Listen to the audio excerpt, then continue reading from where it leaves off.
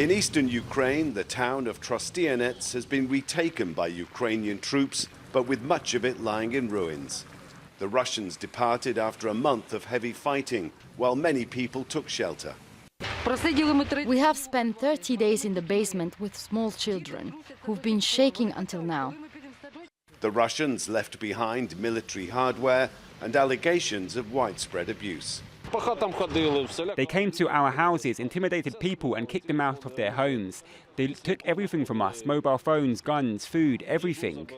In the past week, Ukrainian forces have been recapturing towns and villages around the capital, Kyiv, while Russian forces have also been withdrawing or been pushed back in the northeast and southwest.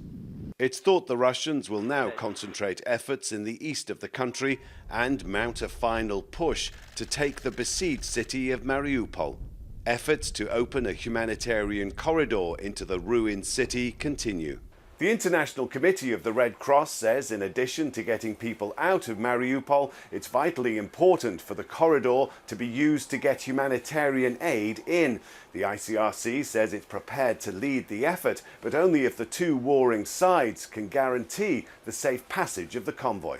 The western city of Lviv is providing refuge for thousands of people who have fled the fighting around Kyiv and other cities further east. People like Olha and her two children who now attend regular activity sessions provided by this children's library.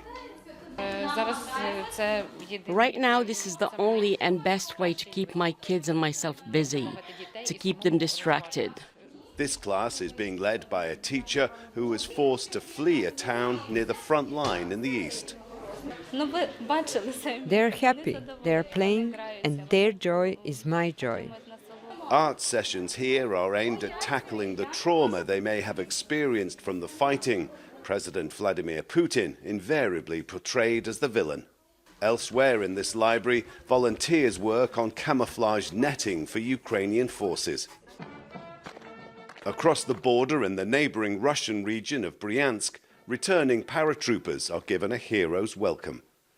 Instead of pulling forces back from the fighting, as Moscow has previously announced, Western observers suspect Russia might simply be rotating units and preparing for a new phase in this war. Rob McBride, Al Jazeera, Lviv.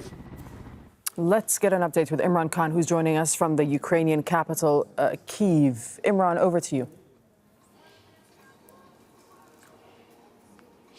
Two very big explosions in the last 4 hours. The first one took place around 4 o'clock local, happened not too far away from here, and then one again about an hour ago, both in the same area.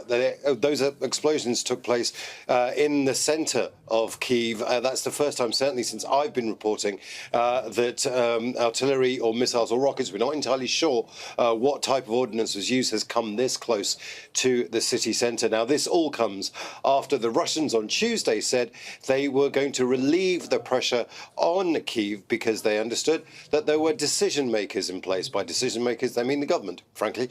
So the fact that this has now happened, and it happened twice in the space of a few hours, is very disconcerting for many. We don't know what building has been hit. There's lots of speculation on social media, but the fact that we weren't allowed to go to the site of the explosion, which we have been able to do in the past, suggests that it's a sensitive location.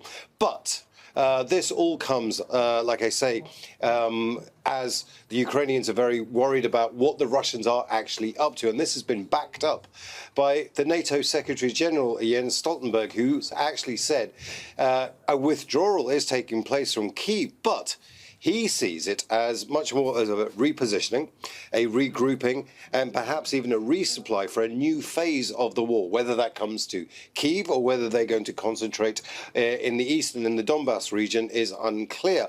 But he also says that the Russians are keeping up their pressure on Kyiv, and we're seeing evidence of that almost every single day. Every single day since that announcement, there have been shelling, artillery, missiles, rockets hitting the outskirts of Kyiv, Brovary on the other side as well. So there's a lot of pressure still on the capital, and that is concerning residents.